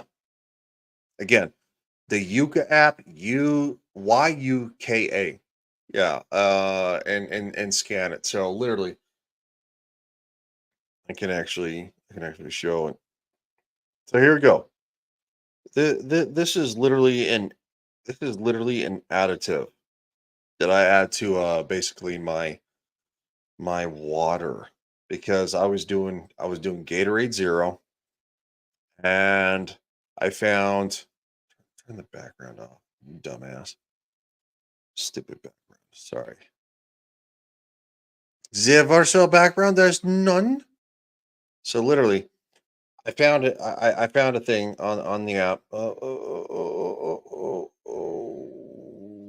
Wow, that light is really fun. All right, literally, it's called Original Lemonade. True, it's called True Lemon Original Lemonade. It's a 63 out of 100. So 63 out of 100. Guess what? The Gatorade Zero was. It was in the 30s out of 100. Yeah, and that's just something that you add to. So the additives, uh, two additives, limited risk. One is risk free. So like whole milk, even the Walmart Great Value brand, 75 out of 100. Excellent. 8 grams of protein, calories 150 calories, sugar 12 grams, sodium 125 milligrams, saturated fat 5 milligrams. And we go down here. Like we can even actually go for cage free large white eggs from Walmart. Great value. 84 out of 100. Excellent. Protein 8 grams, calories 70 calories, sugar 0 grams, sodium 70 milligrams, saturated fat 1.5 grams. It literally has all the stats here. If you want to scroll up, and this one actually shocked me. Light sour cream because I do like some sour cream on Mexican food. Light sour cream, great value version, 72 out of 100. Good, not great. No additives. Protein 2 grams, calories 40 calories, sugar 2 grams, sodium 20 milligrams, saturated fat 1.5 grams. A bit too fatty. That's where the negatives are. It it literally tells you everything. Even I like spaghetti. Traditional pasta sauce, great value, 84 out of 100. Excellent. Vegetables, 80% fiber, 2 grams, calories, 60 calories, saturated fat, 0 grams, sugar, 7 grams, additives, 1. No risky additives. Sodium, where's the is where the negative is. 477.54 milligrams. That's where the negative is. We need to patrol our diet so much in this country because, quite frankly, we are not these companies put this garbage out. We go, oh, great, it seems great. Like even these like healthy choice kind of meals, like I thought it'd be fun to scan them. Every healthy choice meal I scanned, every single one of them was bad for you except healthy choice, cafe steamers, spaghetti and meatballs. Positives, protein 19 grams, fiber 4 grams, calories 280 calories, saturated fat 2.5 grams, sugar 5 grams, sodium 410 grams, additives, no risky additives. It was 90 out of 100. Excellent. The only one I've scanned because we literally see these names, healthy choice, and we go, oh, that's great for me. No, I have scanned all of them. The spaghetti and meatballs is the only one that got 90 out of 100. The others are in the 30s. They are poor. They're horrible for you. They have horrible additives. So our manufactured food system sucks. All right. Sorry. We went on a food tangent. Back to the ghost ship and the guy with the hair. Bacon makes everything taste better. That is very true. Get rid of all seed oil. Use bacon grease and Crisco, just like our grandparents who lived to their 80s and 90s. Yes, seed oil is terrible for you. Seed oil is terrible for you. Don't use seed oil. Apple cider vinegar for the win. That one I can't get on board with. I understand, but it's like, well, big box and transport requires preservatives. Live on a small farm. Use real ingredients to make food that is good for you. That is true. Also, the same manufacturer sells in Canada foods with 3 ingredients. Use the U.S. same box has 80 chemicals. Yep. It's not good. It's not good, dudes. Oh, there are? What? There are apple cider vinegar pills. All right. Well, shit. Sign me up. I'm being serious. Apple cider vinegar is great for you. It really is. A lot of the stuff that kind of tastes bad is really good for you until you get to meat and eggs.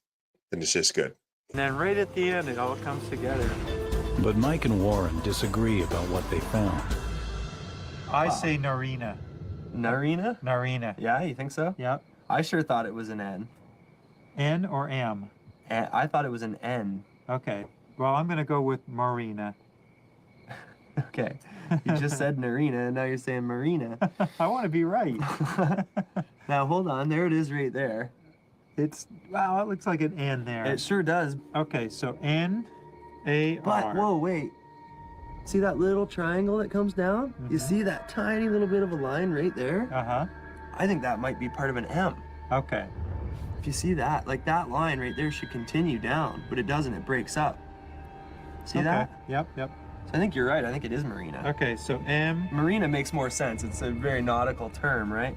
I don't know. I think it would be it's a a good woman's name. It'd be a good name for a ship anyway, Marina. The team have amassed an impressive body of evidence. Its approximate age, where it was likely built, its cargo. They also know the ship carried a St. Vincent and Grenadines flag, and most importantly, was named Marina. Now they hope these clues will lead them to what really happened, how this vessel came to lie on the bottom of Saba Bank.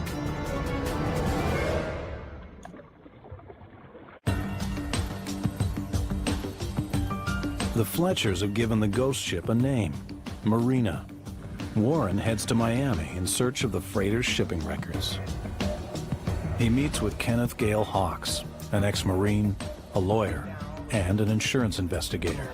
If there's one person who knows how to trace a ship in the Caribbean, it's Hawks. We can see that there are a number of marinas. Oh yeah.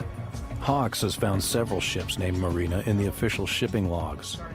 Warren must help him narrow down the list and identify the correct vessel. Those tons. Yeah, that's way too big. We know that isn't it, right? Mm-hmm. Okay, and Oh, well, there you go, St. Vincent and Grenadines. We actually found a St. Vincent flag on board the ship. okay. And heavy cargoes. This tells us that this is the build history. Shows Yeah. that she was built in 1968.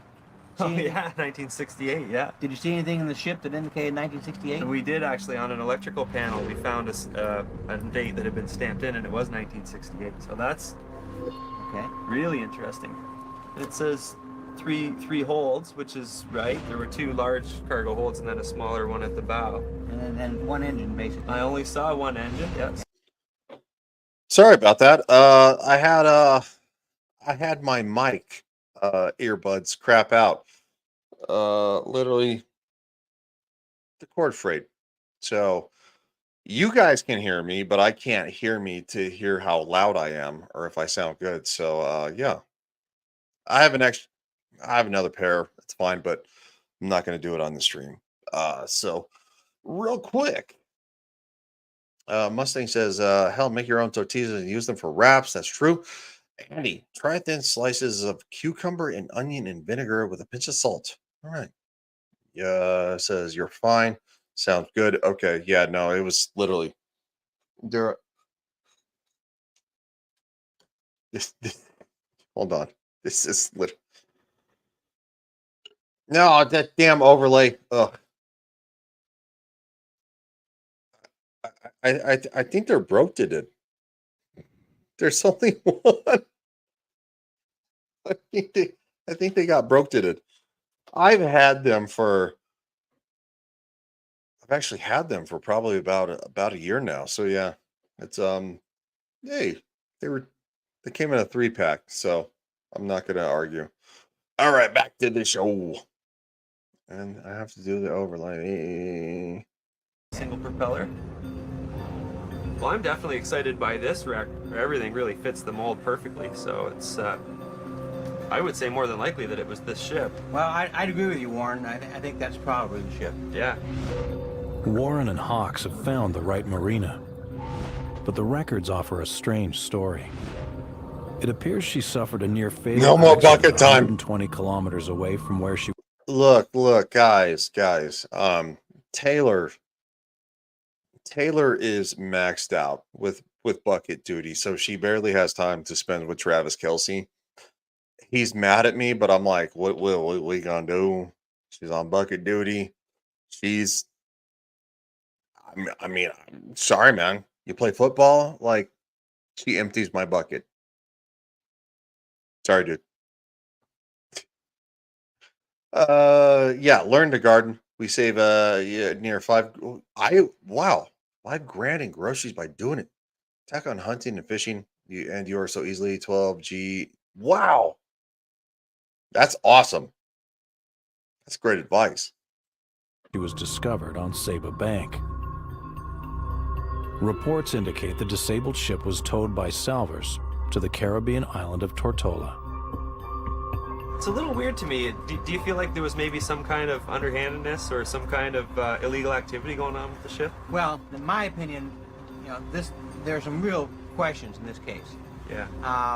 The reports indicate that the same owners had one other ship about the same age, which sank a month later. Oh, really? In approximately the same location. Wow. Now that to me sets off all sorts of warning bells. Yeah.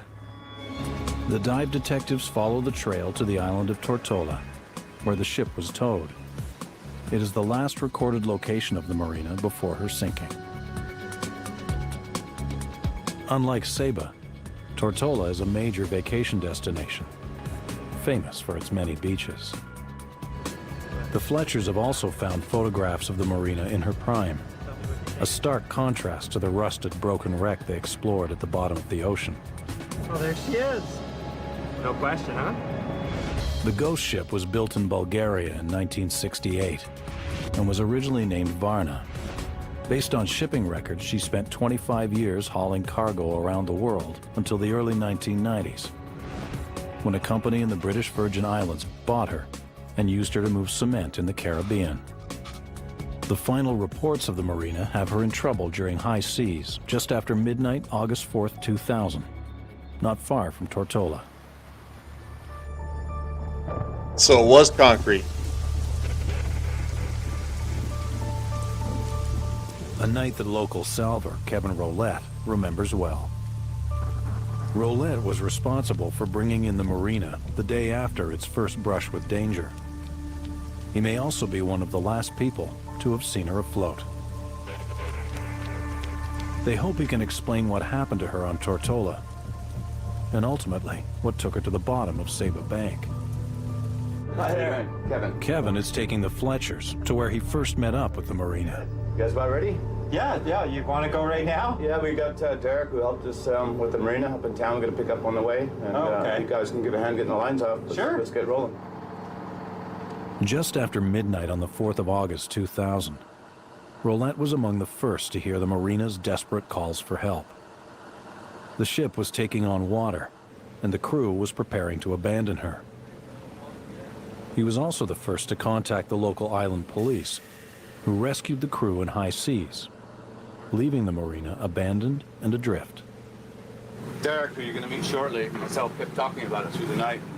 He's a ship's engineer, and we kind of shared the same theory. We really didn't believe that the boat was going to go down like everyone thought it was going to. Yeah. At first light, Rolette sent Derek Blair up in a plane to assess the Marina's situation. Blair, a veteran marine engineer with 40 years of experience, was among the first to lay eyes on the ship after the crew was rescued. His aerial reconnaissance revealed a ship that was still afloat, but taking on water. And you could see the decks were awash. She was very low in the water, and she was rolling water off the scuppers and off the decks. Wow. Abandoned hours before, the Marina was drifting dangerously on a collision course with the rocky shores of nearby Ginger Island. Authorities feared that the Marina's massive fuel tanks would rupture when she smashed into the island, an environmental disaster in a region dependent entirely on tourism. Rolette decided to save the ship. Typically, the jobs we get are... Well, a lot of people don't understand that no, I'm kidding on this one. Actually, a lot of the stuff that we use, not then, not in 1985, but a lot of stuff we use now is low sulfur diesel. It's very, very environmentally friendly. But no, back then it was not. Yeah, they're burning a lot of diesel, and of course, in kind of like second and third world countries, so a lot of the stuff that I use, even in my job, working in aviation, all the large trucks and stuff like that, they burn low sulfur diesel, which is less impactful than the planes we probably service, to be honest.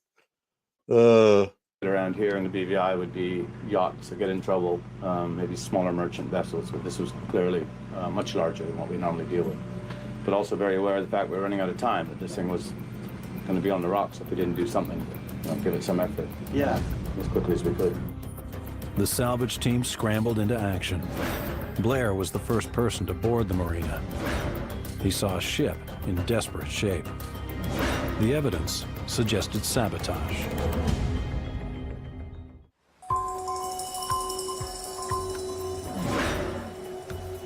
The Fletchers suspected the mystery ship had been involved in shady business.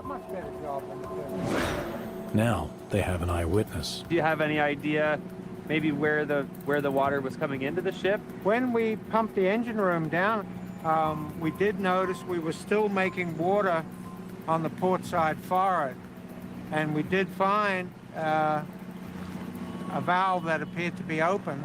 When we shut this valve, it definitely cut down the amount of water ingress to the vessel. Wow. Oh, that's a little suspicious, isn't it? Yeah, absolutely.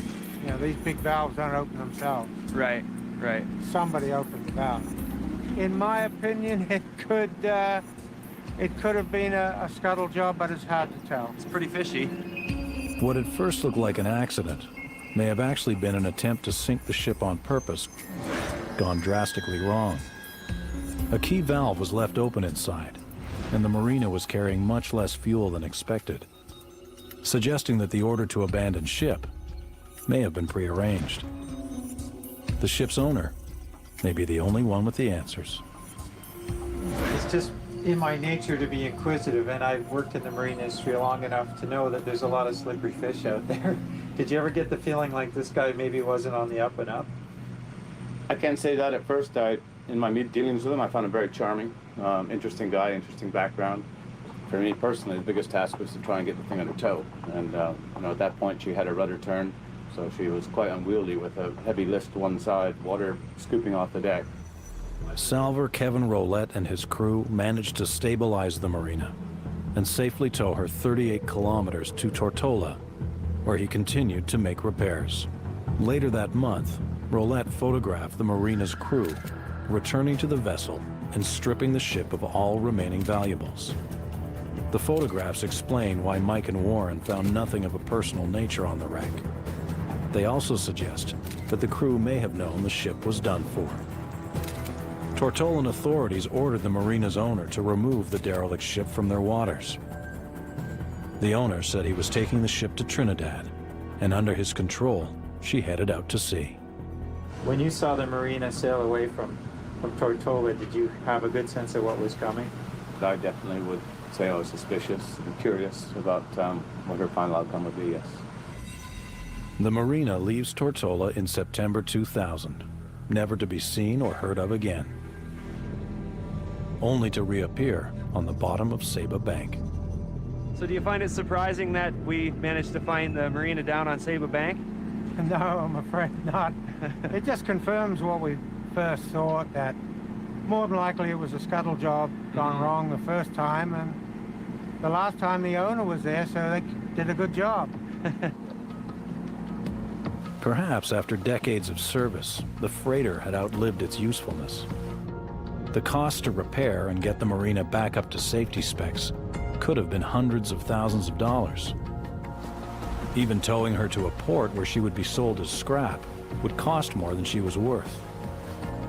Instead, she ended up on Saba Bank under questionable circumstances. Only her owner knows the truth, but he died in 2001, a year after the ship was last seen. The Fletchers pass on the results of their investigation to the Saban authorities. It's great to be able to unlock the riddle of the ship, and after all these years, give something back to the island and its people. The marina is no longer a ghost ship, but the story doesn't end with her sinking. Once considered an environmental hazard, it's now fostering all kinds of marine life and helping to revitalize the ecosystem of Saba Bank. I'm glad we were able to give the marina back her name. The dive detectives have completed a difficult mission, identifying a rare unexplained shipwreck and uncovering the story of the marina. They have solved the mystery of the ghost ship of Saba Bank.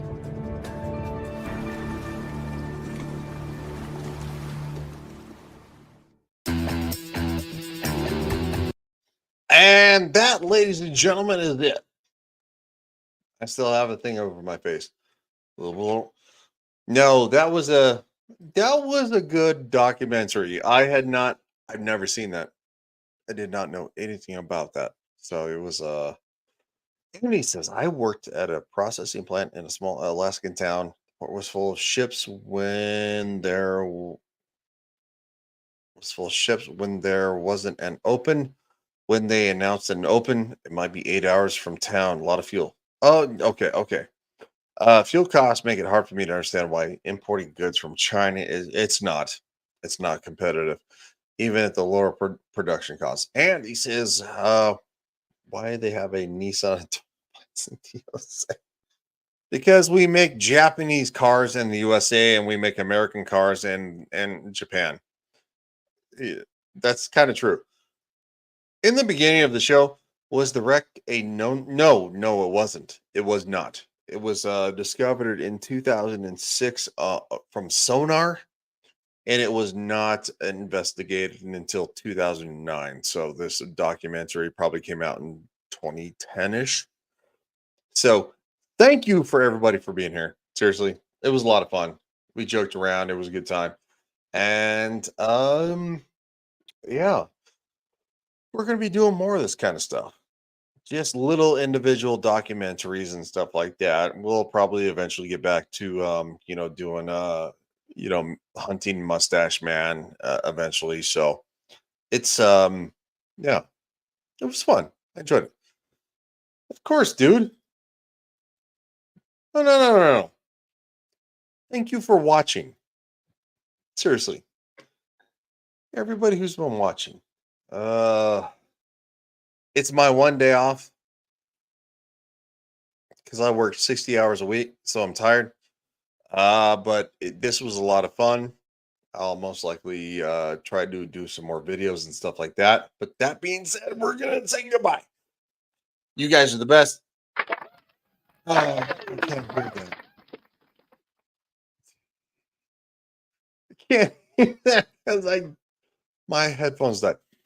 Mustang says later, Taters. That's right. And with that being said, join me again and anybody in the future for this kind of stuff. We love documentaries and stuff like that. Thank you, Andy. Yeah, I will try. I'm definitely tired. I got up I got up at 9:30. That was sleeping in to go run errands. So definitely tired. I'll see you guys. Appreciate y'all watching. Seriously, y'all are the best.